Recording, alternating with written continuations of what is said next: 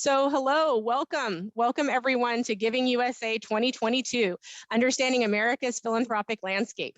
We are happy to have you joining us today and totally appreciate you taking your time from your busy schedules to join us. My name is Kimberly. I'm part of the QGive team. And if you haven't had the opportunity to work with us before, we're an online fundraising platform dedicated to helping nonprofits like you raise more money. And part of how we do that is through webinars like this one today. So today's webinar will be just about 45 minutes with a Q&A session to follow. So keeping our total time today to right about an hour. We will be recording the presentation and sending each of you a follow-up email tomorrow afternoon, and it will include a recording of today and a copy of the presentation, as well as some links to some great resources that we discuss. So please be on the lookout for that tomorrow. If you do have any questions at any point during the presentation, please go ahead and pop them into the questions, the Q&A box, and Karen, our presenter, is ready to answer and discuss these during our Q&A portion that's going to follow. After today's webinar, you will be prompted to respond to a survey. So please, it's a four-question survey. Your feedback is crucial to helping QGive determine future content for webinars and other resources we develop. So we would very much appreciate your feedback. So before diving into today's presentation, I just wanted to take a quick peek at QGive's background, mission, and offerings. QGive has been helping nonprofit organizations implement and grow their online fundraising programs since 2007. And as the importance of online giving has grown, our mission has remained the same, and that is always to help others fulfill their passion to make a difference. And we do that through our comprehensive suite of fundraising tools, featuring donation forms, event registration, peer-to-peer fundraising, text giving with outbound messaging, and auction events. We do value our relationships and are proud to connect our nonprofit friends to our partner network in hopes that this helps you increase your nonprofit's effectiveness and success. And today we are excited to introduce you to one of our partners, Alford Group, a professional consulting partner helping board leaders, organizational management, and community stakeholders improve the effectiveness of their mission-based, not-for-profit organizations. And joining us today is Karen Rotko-Wynn, who is our speaker and subject matter expert. So Karen, if you want to share a little bit about yourself, over to you. Well, thank you, Kimberly. It's great to be with you all here today. And I really want to thank our friends at QGive for inviting me back again this year. We did this last year, and I'm really pleased to share some key takeaways from Giving USA 2022, the annual report on philanthropy. The report that I'm going to present to you today reflects total giving, philanthropic giving in 2021, and provides an overview of the sources of giving and the recipients by sector. So here is an overview of what I'm going to be covering in the next 15 minutes, starting with giving you a little background about what is Giving USA. We'll talk about 2021 contributions by source and recipient type, the rates of change for giving in the last 2 years, and also over a 40-year period of time, trends in giving, economic trends that affect it, trends in giving by source, and trends in giving by recipient type. It's a lot of data, but I have to say, being someone who originated in the arts, I love this data and I get really excited about sharing it every year. So, the next slide just gives you a little bit of what is Giving USA. Well, it's the oldest and it's the most comprehensive report on charitable giving in the United States. And it was started by the American Association of Fundraising Council in 1956, which is now the Giving Institute. The report is published by the Giving USA Foundation, which is part of the Giving Institute, comprised of national firms such as QGive and Alford Group. Our consultancy has been a member of the Institute and a significant donor to this research that's reflected in this report for over 30 years. This report is researched and written by the Indiana University Lilly Family School of Philanthropy, and it's made possible by contributions from Giving Institute member firms, foundations, and other donors. It's important to note it's a big data project. The data comes from 128 million households 600,000 nonprofits, 80,000 US foundations, and businesses of all stages. So it is the largest and most comprehensive report on charitable giving in the United States. So here's the headline we've all been waiting for. Total estimated charitable giving in the US reached $484.85 billion in charitable giving in the United States. That is the highest dollar amount ever, and it's a 4% increase in current dollars over 2020. We do need to note, however, that if you adjust for inflation, giving remained relatively flat, with a change of -7% if you adjust for inflation. So total charitable giving, however, reached as this nearly 485 billion. It increased by 18.61 billion in current dollars over 2020. Extraordinary giving. The average year-to-year change in total giving between 1981 and 2021 is an increase of approximately $11 billion, making the current dollar change in giving between 2020 and 2021 larger than the 40-year average. It declined between 20 and 21 when we adjust for inflation, but the average 2-year inflation-adjusted change in total giving, if you look at this 40-year period, increased by $8 billion. By comparison, total giving between 20 and 21 declined in inflation-adjusted dollars. So over the last 40 years, this total giving grew the most in the 10-year period between 1992 and 2001 at 108.5%. And the slowest period of growth was in 2002 to 2011 at 28%. You'll see in many of these slides that I present today, you'll see the comparison of current dollars, actual dollars, compared to inflation-adjusted dollars. So for instance, in this particular graph, the black dotted line is current dollars. And if you adjust for inflation, which is the yellow line, you see the inflation adjusted. So for instance, in 1981, $55 billion would be 164 billion in today's dollars. So important to do that when we look at these numbers. So we're really looking at apples to apples in our current inflation adjusted world that we live in. So this chart shows total giving since 1981. And again, the green bar in this shows when it shows the years that there was some decline in giving, and it's declined 10 times since 1981, and they have typically been during recessions. However, it's important to point out that even during years of decline due to recessions, it did not drop at nearly the degree of the declines in the stock market. Important to know that. And again, the bars are inflation-adjusted dollars, and the black dotted line you see are current dollars, to see how that's gone up and down. And I'll talk more about that in just a minute.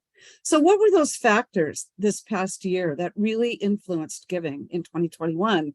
Well, we had some incredible things that happened. We look at the economic indicators. For instance, the S&P grew by almost 27% in 2021, and the GDP grew by 10% in 2021. Large gifts from some of the wealthiest Americans reached a total of nearly 15 billion in 2021. So giving it has remained strong despite the challenges that we've been going through in these last couple of years. Donors matched the record that was set in 2020, which is phenomenal. Americans have continued to give more generously than before the pandemic, and the efforts to advance the racial justice and unprecedented philanthropic response has continued into 2021 and still is an indicator in the current year. Another thing that happened in 2021 was that many donors returned to their favorite causes, which helped some of the sectors that struggled in 2020 get back up and make more of a recovery in 2021. So the theme of this past year, the themes are innovation, resilience, and the ability to adapt. Key themes for 2021. And I know that all of you on this call today know what I mean by ability to adapt. We certainly have, and we're here because of resilience and a lot of innovation. So this next slide actually really does a great job of illustrating the point that I just made about the effect of the GDP or of the stock market and the S&P 500 in giving. And it shows that even during a dramatic change in the stock market, total giving dropped at a very modest degree compared to the stock market. So the green line that you see, the sharp edges of, incredible ups and downs. And then in the dotted line, you see giving. So you can see that even during the last recession that we had, that was very long in 2008, 9, and 10, where the market dropped significantly, giving dropped only slightly compared to that. And then this is the first year where you see the S&P just shooting way above giving, because it was such an incredible growth year for the S&P. And giving is just, kind of steadily growing and moving along. So it was a dramatic year with the S&P growing 21% in inflation adjusted dollars. And it's just incredible. So several economic factors relate to how much donors give each year. And certainly the GDP is one of those factors. The GDP, the gross domestic product, is defined as the market value of all goods and services produced within a country's borders within a specific period of time. And it's one of the most important factors considered in measuring the status of the nation's economic health. So total giving as a percentage of GDP in 2021 was 2.1%, which, if you look at this chart, it has just remained at about 2% for decades.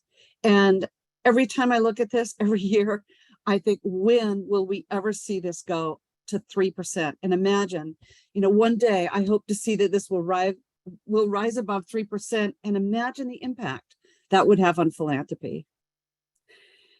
So this next slide is my favorite slide. Those of you who have seen me do this before, I love this slide, and I use this all the time with our clients, when we're presenting at boards, when we're doing feasibility studies. We always show this because it is a big reminder about where we put our effort in our work, and it is around individuals. So if you look at the 485 billion and you look at where it's come from, the estimated amount from individuals at 327 billion was an increase, and it represents 67% of total giving. And then you look at foundations, which includes grants that are made by independent, community, and operating foundations, also grew by 3% to an estimated almost $91 billion and represents 19% of all gifts. And then we look at bequests that totaled an estimated 46 billion and 9%. And then giving by corporations, also an increase of 23%. I'll talk more about that in a bit, totaling 21 billion and representing 4%. One of the things that's really important to point out with this slide is that if you factor in the outright individual gifts, bequests, and the fact that approximately half of the foundation source is from individuals and family foundations. So if you take that half of the individual family foundations, approximate half, you take the individual outright cash gifts, and you take bequests, we're talking at approximately 89% of all charitable giving is coming from people. So when I show this slide to boards, or I share it with organizations and staff to say, this is why we put so much of our effort into individual giving, because that's where the billions of dollars are coming from. Not to say you shouldn't be getting your piece of the corporate pie. In fact, I'm going to talk quite a bit more about that this year than I did last year because of the significance of the growth in that area. But this is why we focus so much of our effort on major gifts and individual fundraising. So some of the key takeaways of the last year are, foundations actually set a new record of almost 20% of total giving. And what's really incredible is that many of the foundations moved to a more unrestricted mode of giving, and also multi-year partnerships and grants. And they also increased their overall payout rates in responses to the challenges of the 2020 era, which we're now going to call it, and we all know what that means. That foundations changed the way they're giving, and they're keeping it. And so, and of course, with the incredible stock market being what it is, their investments have done well. So incredible growth in that area. And corporations have also really expanded the ways that they partner with nonprofits through cause marketing, sponsorship, and impact investment. But there was a large increase in corporate giving in 2021, and I'll talk more about that. So the only area that actually showed a little bit of a decline was in bequests, which of course fluctuates depending on who dies. So, but all of the areas were up in 2021 over 2020. So if we look at individual giving over the last 40 years, again, you see the two lines, the green being inflation adjusted dollars, which is more of an apples to apples scenario, and seeing that incredible steady growth for the last, since 1981, the 40-year span here. And remember, we've been looking at this data since 1956, but really we could look at the entire 66 years of this, but now, we're looking at the last 40 years. So the amazing growth in 2021, it's important to note that gifts from individuals includes outright cash gifts, gifts of securities, and also gifts of property. And I will share with you some of the amazing responses during this past year of the very large mega gifts that require an adjustment to the econometric estimate, and it totaled nearly $15 billion in 2021. So again, you see incredible steady growth over the time. I was fortunate to be working for a symphony orchestra, building a new concert hall in the late 90s, when you see this huge shift of giving from 96 up through 2000, when a lot of the millionaires were being born at that time, and incredible growth in philanthropy. And it was a very exciting time to be raising money for the arts. And so every time I look at this, it's like, oh, I remember that era. It was quite an amazing awareness of growth of philanthropy during that time. So I do want to share some of the interesting mega gift information that came out in 2021. As I said, it was, nearly $15 billion. And these are, by some of the wealthiest Americans. And it's important to just note that Giving USA defines a mega gift as a gift of 450 million or more. And it represented about 5% of all individual giving in 2021, and it really played an important role in lifting the individual giving. So if you look at this list, it's interesting to see who these individuals are. Of course, we've read quite a bit about Mackenzie Scott's giving. She gave across many sectors. Elon Musk did apparently make some incredible gifts through to public society benefit, which was likely a donor advised fund. So we, more about that in a minute.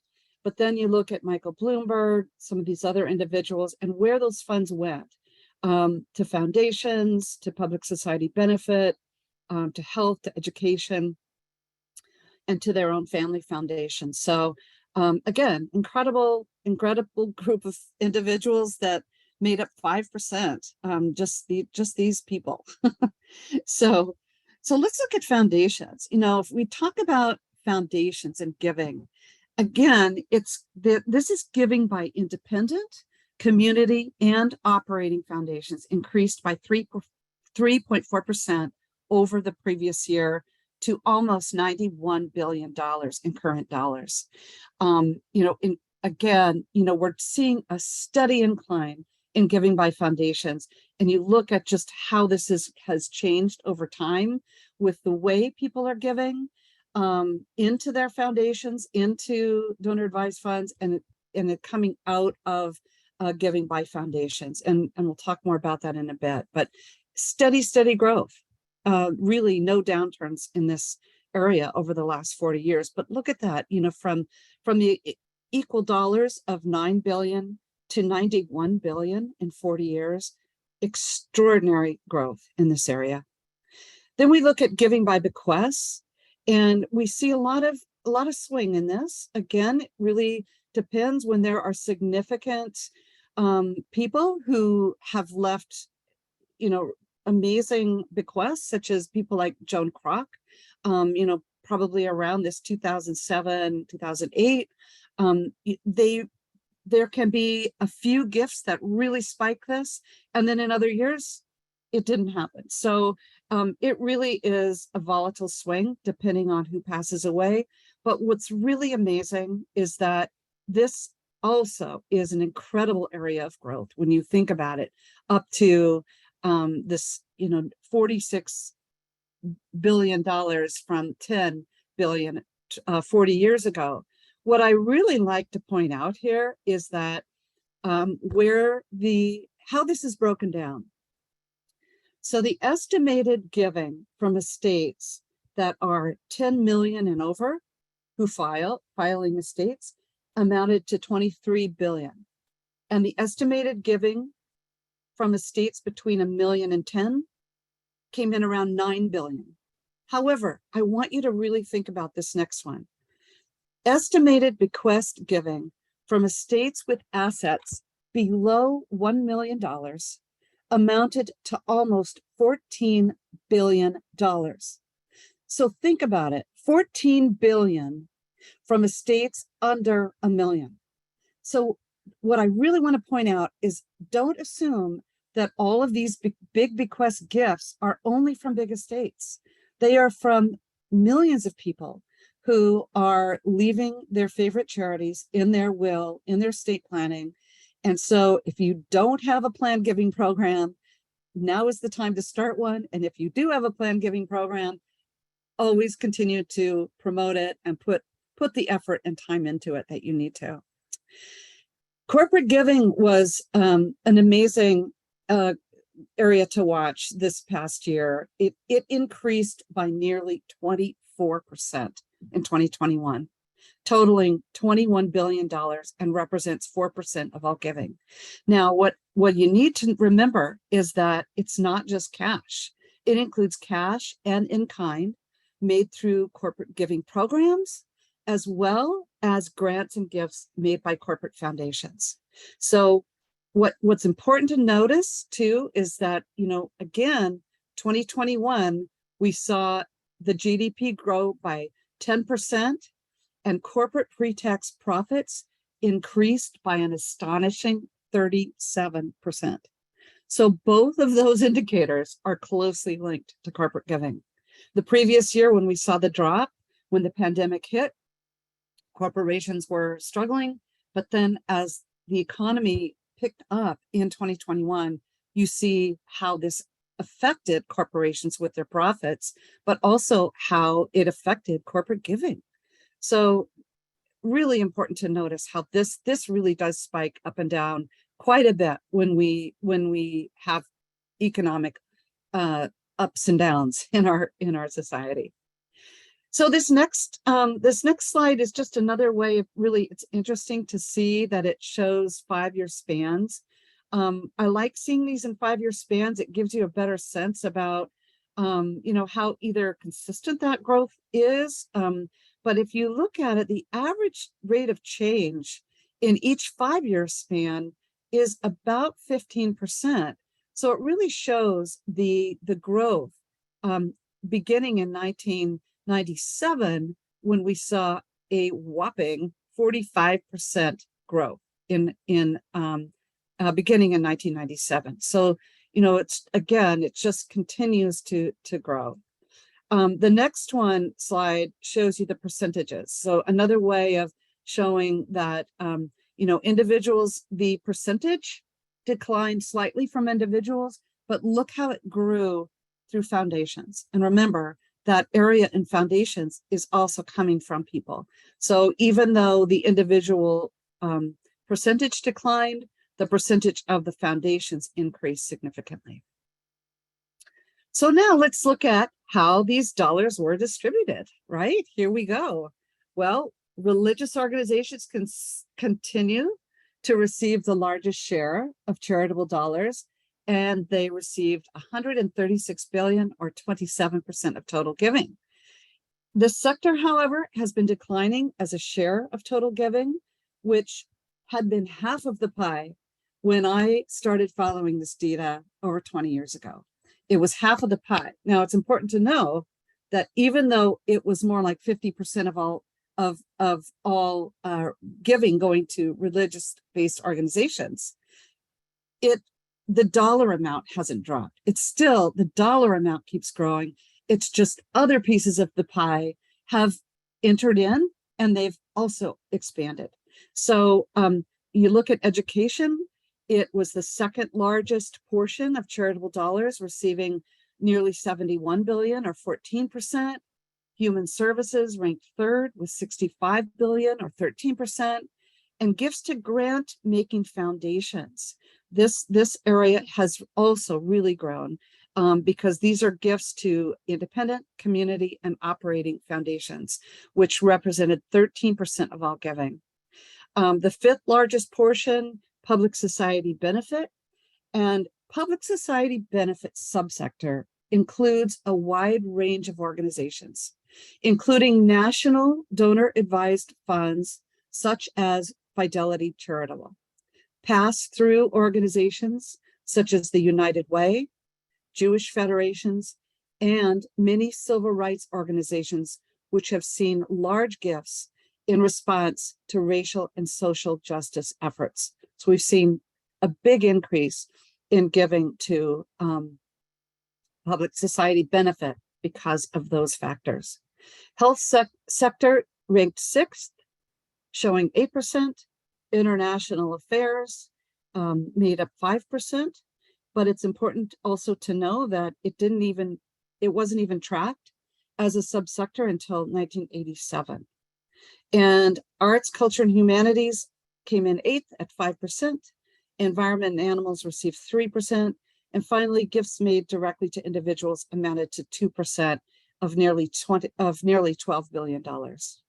And I'll go into, I'll show you each of these sectors quickly in just a moment. But I really like showing you the impact of the last 2 years, because it's always interesting to look at the changes in the giving by sectors, by recipients over a 2-year period. And this is in current dollars. And here are the key takeaways when I look at this. First of all, giving to health and the arts saw a rebound after a really challenging 2020.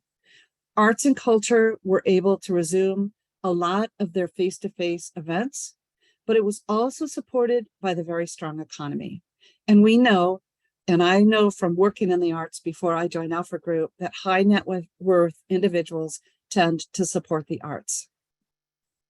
Religious congregations saw some growth in 2021, and those who made investments, those religious organizations who made investments in technology and online engagement, were the ones that benefited the most. In fact, we saw a lot in all sectors, increased amount of online giving in all sectors.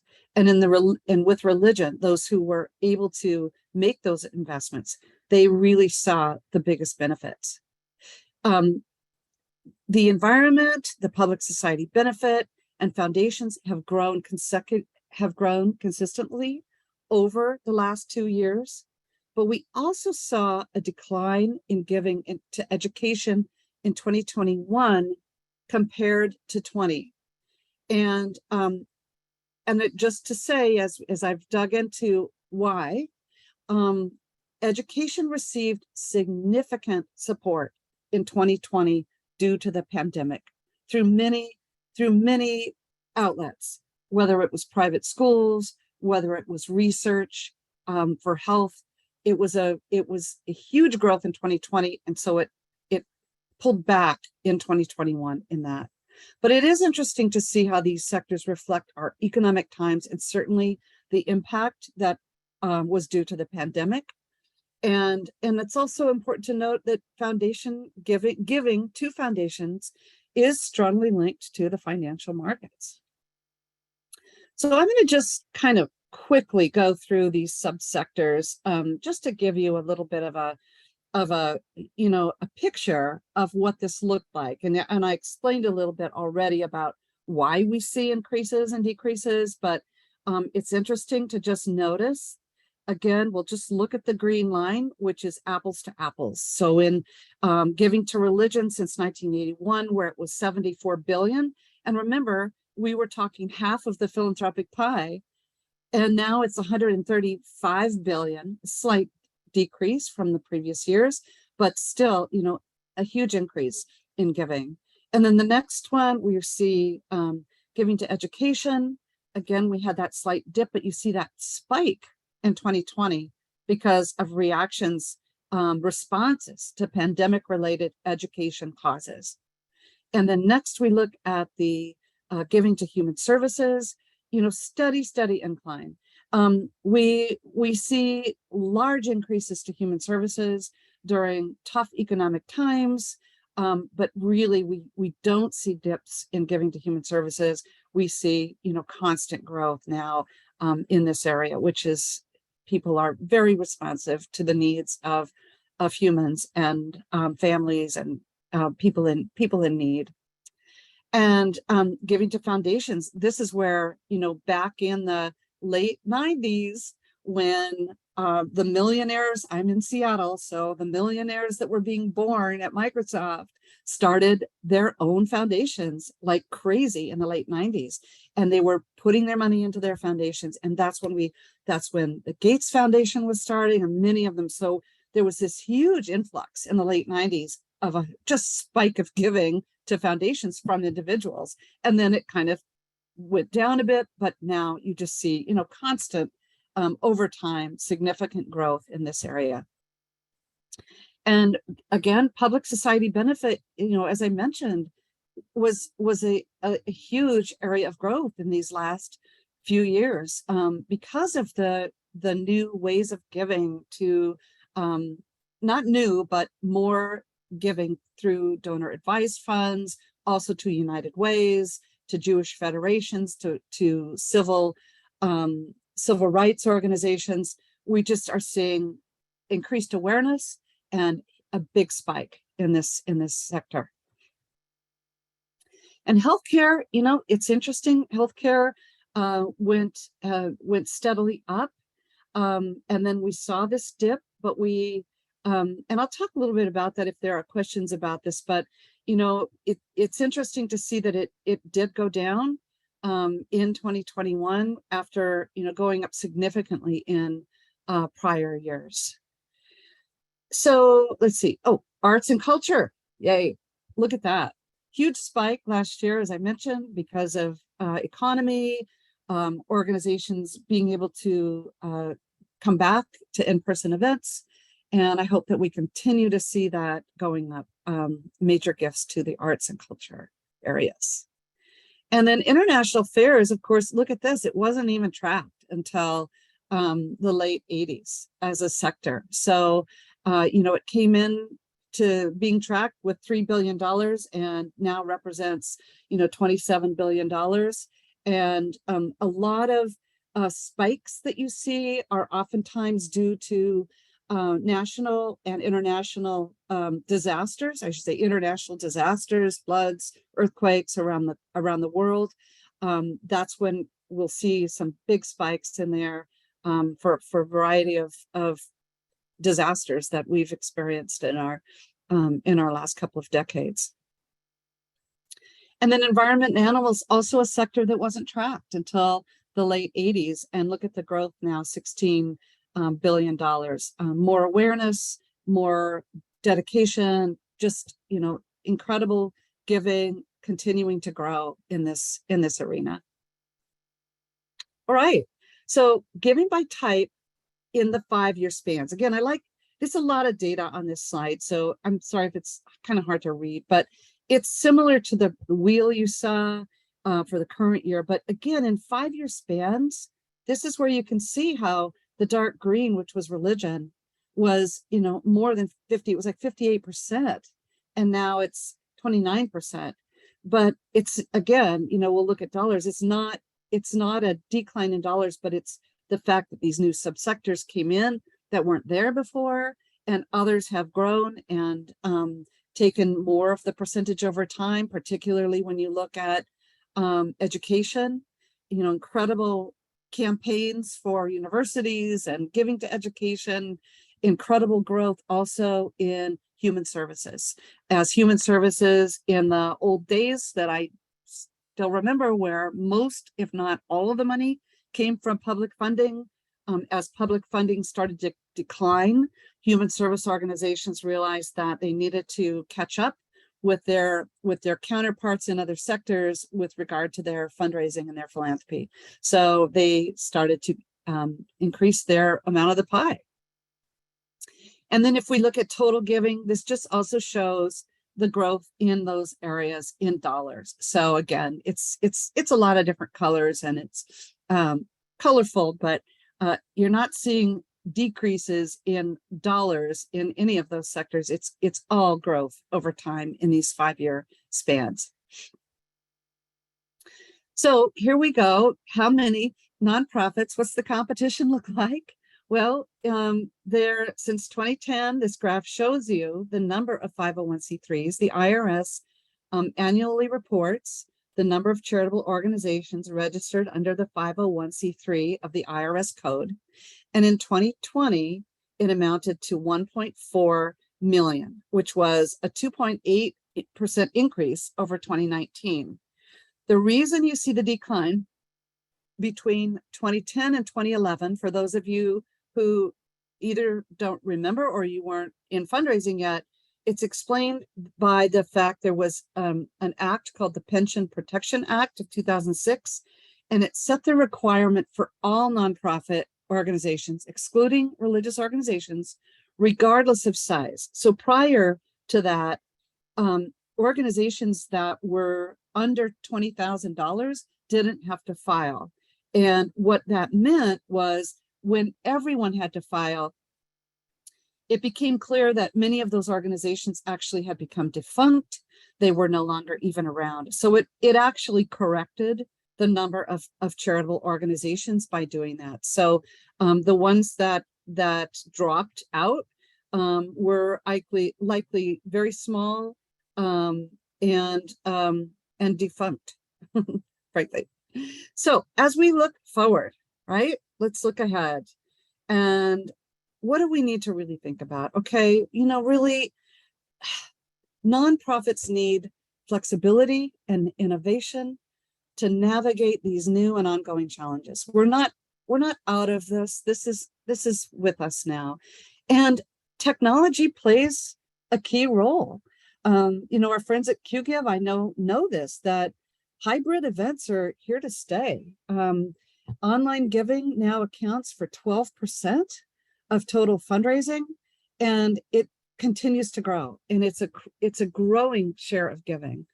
We have to think about how we're building trust through engagement and relationships. It can be challenging online and virtually. However, understanding how to sustain and engage your donors will lead to better sustainability.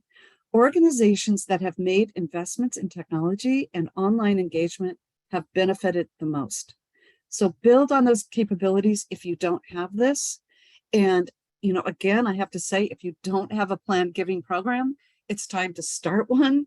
If you do have one, it's time to invest more effort into this program. Remember, bequest giving from estates with assets below $1 million amounted to almost 14 billion with a B dollars. So, and the bright spot of 2021 too, corporate giving grew substantially. So it's a great time to build those relationships, continue to build those relationships and new relations with corporations. They've become more strategic in their approach. So talk to them, find out how they're approaching philanthropy, and find out how you can make a match with that corporation and your organization. And finally, stay focused on the power of individuals in giving. Stay close to your donors. Be sure to continue to communicate. And so, again, think about how you will be able to use this data that I presented today to benchmark against your organization. Try to do a wheel like I did with, like Giving Institute did, with where the sources are coming from, excluding public dollars, just philanthropy. So not city, state, government funding, just philanthropy. What percentage of your giving is coming from individuals, foundations, corporations, and bequests? And put it side by side with the Giving USA slide. And that is one of the slides you will get in our summary deck that comes to you. And so you can really put yours next to it and think about, wow, we could really, here's where we have the greatest opportunity, let's figure out why we're not getting our piece of this pie. And think about how you'll use this information and what you've learned today from shifting into this virtual environment. I know we've had to shift into a virtual environment, but how we will continue to use this to strengthen our reach to a broader constituency base and a broader community of supporters. I know so many organizations that I've worked with that when they were forced away from having their in-person event in 2020, that they saw more people attend their virtual event.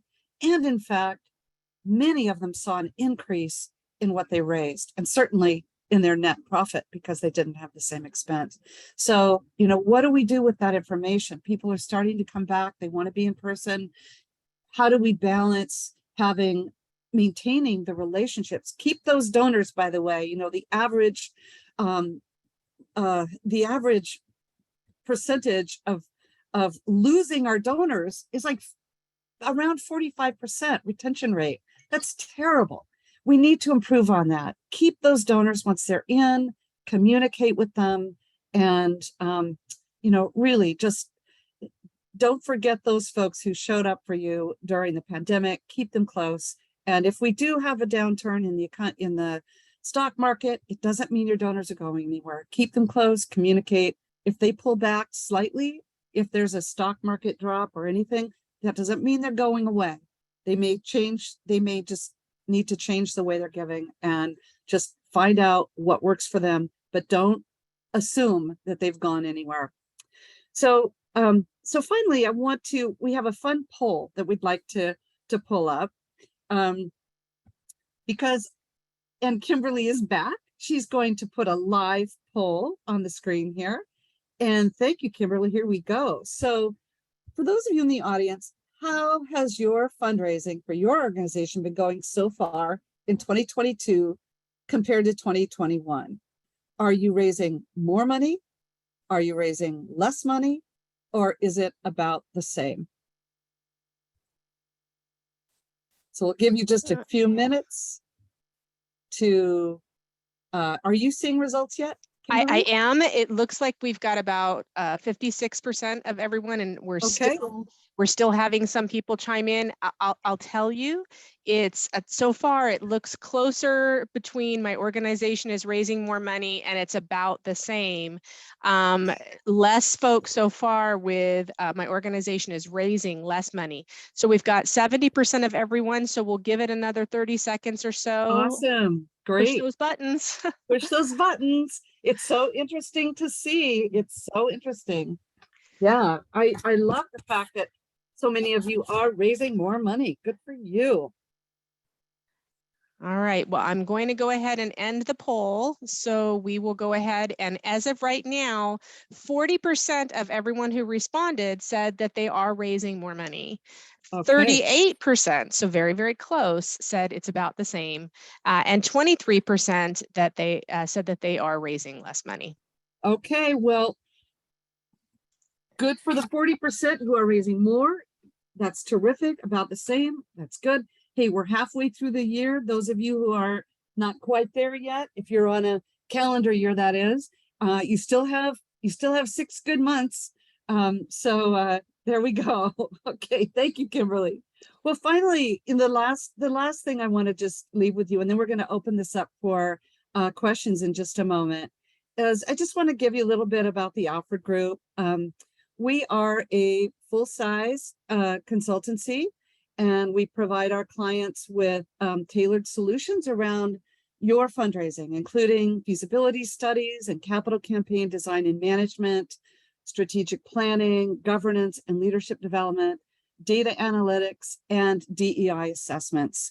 So we are really pleased to be partners with QGive and hope that you'll reach out if we can help you with anything. And we also have, oh, I'm sorry, if you'd go to the previous slide, I meant to share that you can order the Giving USA full report by going to this website, and we will provide you with a link so that you can get a discount on your order. So in the follow-up summary deck that you receive from us that Kimberly will forward, it will provide you with a link so you can get a discount. And I just to say I'm grateful to QGive. You will be able to access the recording due to the restrictions of Giving USA and the Giving Institute. We cannot release the entire Giving USA slides. However, we have a great summary deck that you will be receiving. So you'll get a nice summary and things you can use. And if you're interested in getting more, go onto the website, because you can also get an executive summary and you can access some free things as well. So thank you. All right. Let's go back to questions now. Yeah, Karen, that is fabulous. And for those of you, I guess you're seeing my lovely green screen fail, but I had to put the fan on. Woo.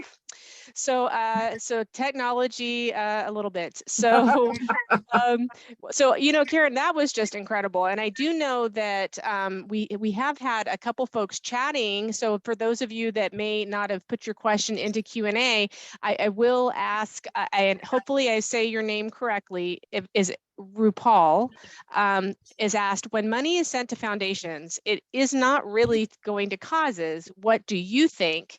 And then a follow-up, when funds go to donor advised funds, again, they are not going to causes, but funds are parked in DBAs. So hoping you can talk about that a little bit. Oh, I was hoping for that question because I get it every time, and it's an excellent question. I think it's important to note that on the sources side, when an individual makes a gift to a donor advised fund, it's counted as a gift from individuals. Okay, that's always the case. It gets a little complicated on the uses side. I'll start. On the uses side, if it's a gift, so for instance, to a commercial donor advised fund such as Fidelity and Schwab, then it's counted as a gift to public society benefit.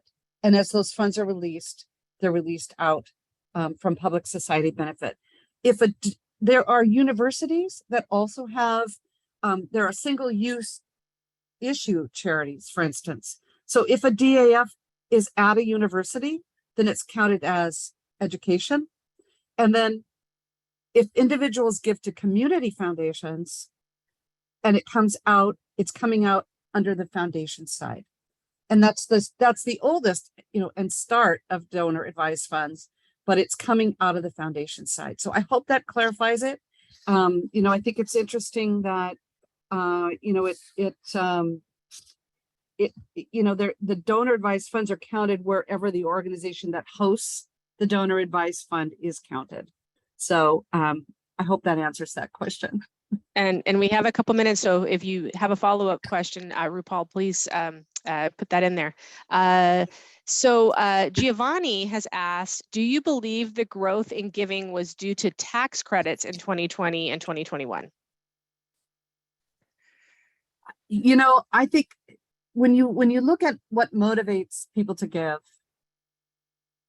certainly tax benefits is on the list, but the number one reason, well, the number one reason is because they were asked, just saying, but they're giving because of the mission. The generosity is amazing. People are giving because of the need, because of the mission, because the right person asked them at the right time. Tax benefits can play a factor, but it's certainly not the factor in what motivates people. Okay, well, we do have time for more questions. I'm going to go to a couple pre-submitted questions for folks that weren't able to attend. Oh, well, Giovanni had a follow-up before I go there. Follow-up to donor-advised funds. Do they get reevaluated when they leave the fund to the actual cause? That is harder to track because the donor-advised funds they operate under different rules than family foundations and community foundations do. So we don't have the data on that as they go out, as Giving USA does not have that same kind of information as they leave the donor advised fund. Okay, hopefully that helps. Benefit. Yeah, it's going to public society benefit. We don't know how much of it went to an actual cause in 2021. And that's why, you saw on the top of that list, Elon Musk apparently made the biggest contribution to a donor advised fund. We don't know where it went. We don't know which cause it. There isn't a way to track it, unfortunately. So why did giving to health drop during 2020 as we were in the pandemic? I know you covered it a little bit, but I didn't know if there was anything else to add. It's such a great question because intuitively we would think that during the pandemic, giving to health would go up. But what we need to remember is that many of the COVID gifts went to universities and to research.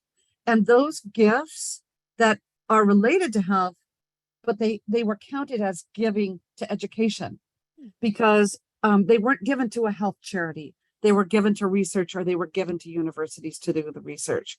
So, and then we saw that grow in 2021 because many of the health related charities were able to resume their in-person events, their runs, their walkathons, those kinds of events were able to resume. So it was able to rebound in 2021, but that's why it's odd to think that it went down in 2020, and it actually most of it went to education. I hadn't thought about it, but the minute you started saying education, it made sense. It did to me.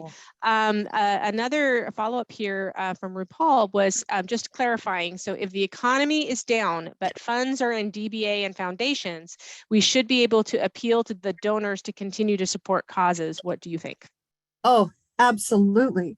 In fact, foundations will look really good, continue to look good for the next few years because they tend to operate on their funds coming, the 2 to 3 year growth, and they've seen growth. So by all means, find out how your donors like to give.